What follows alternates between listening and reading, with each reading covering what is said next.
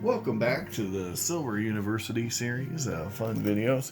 We're going to talk about the Canadian edition of ASW'S You Need to Know. And the reason I say this is if you live in the United States of America, you are going to run into Canadian coinage in your change. I have. You will too. And you need to know these numbers and dates. There's some things you need to know. If you know these things, you are going to get silver under melt. You're going to do it often. Fairly often. Pretty often, yeah. So the first thing you want to know is whether something's sterling or 80%. Now, this is one big difference between the United States and Canada. Canada changed their content of their coins. And unlike us, where we went to 40% on the halves and then copper, nickel, and everything else, they went to 80% from sterling, which is 92.5%.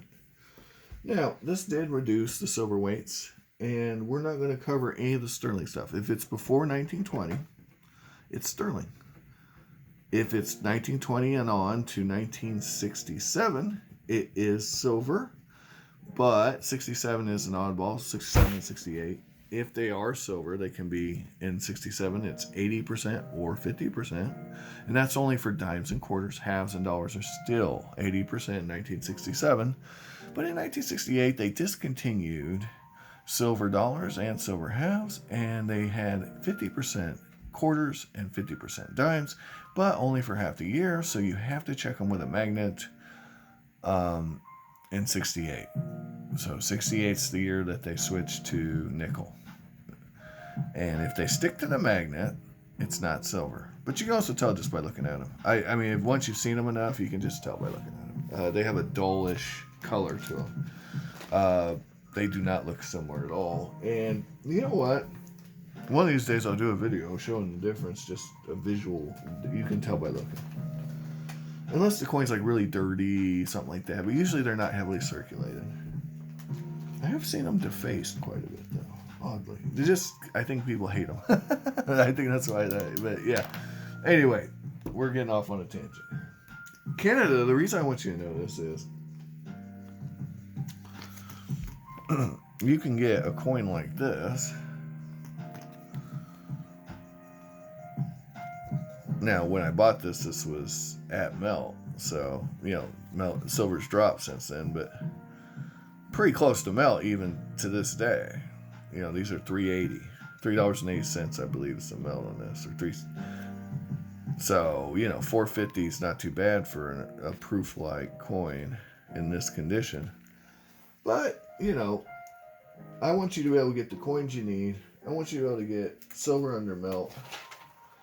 And this is one way I know that works. Okay? So, let's talk about this. The first ASW you need to know, and the reason I love Canadian coins is the ASWs are very simple. So simple, in fact, that they actually make the US coin seem silly. I firmly believe that.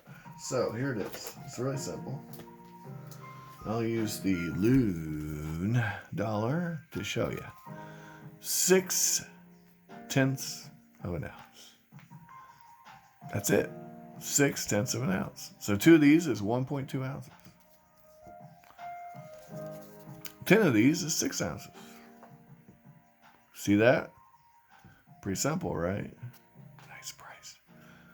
Yeah. So, most of the Canadian dollars you'll see, though, are going to look like this. They aren't going to be this cheap, but they are going to look like this. I believe they call this the Voyager. And I got this for $2.09. Not bad.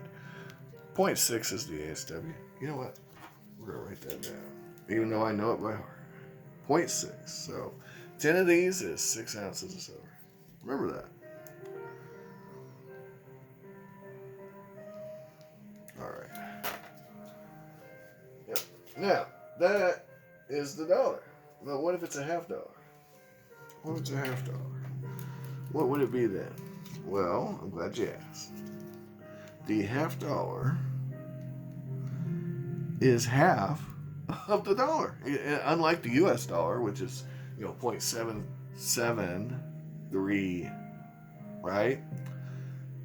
0.7734, and then you go to the half and it's 0.3616, or no, 3617. Well, 3617 times 2 is not 77.7734. It's not 0.7734 at all.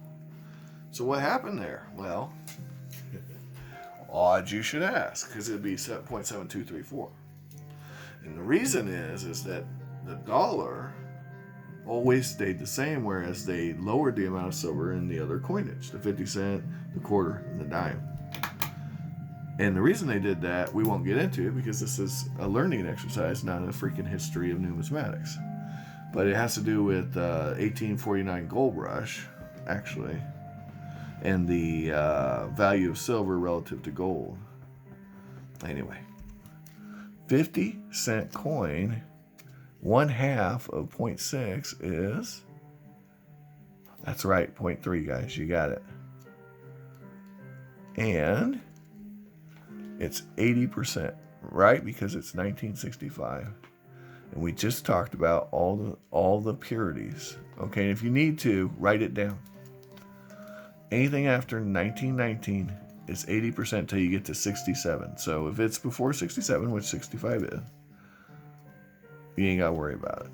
But I will tell you, 67 and 68 are great years to get into. You can get a lot of silver under melt there because people hate having to figure it out. It's too complex, right? So $2.07 for 0.3 of an ounce. You do the math. The point is, you can do that too. I'm going to show you how. Now, 3 on those, and then we got the 25 cent coin. Now, give you one guess what the ASW on the 25 cent coin is. What do you think it is, guys? Well, if the dollar is 0.6 and the half dollar is 0.3, what's the ASW of the quarter? And if you guess 0.15, you were right. That's exactly right. 0.15 ounces. There you go. So, 0.15.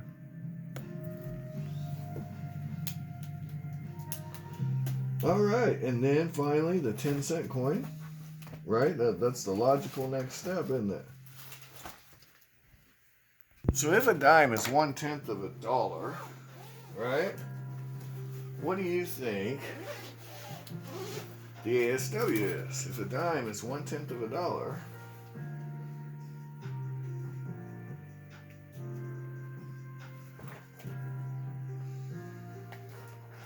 what do you think the ASW is? And the answer, as I'm sure you're aware, is 0.06. 0.06. So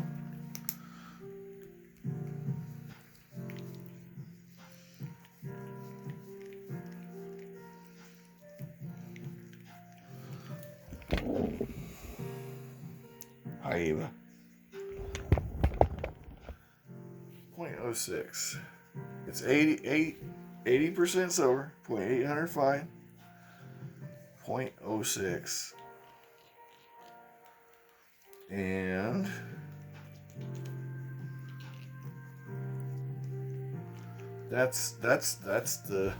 this is the coin I buy the most. Kid you not. Kid you not. $1.31. $1.31. And if you go back to our first video, we can check and see if we did good on that purchase. Let's go check. As you may remember, we went to coinflation.com.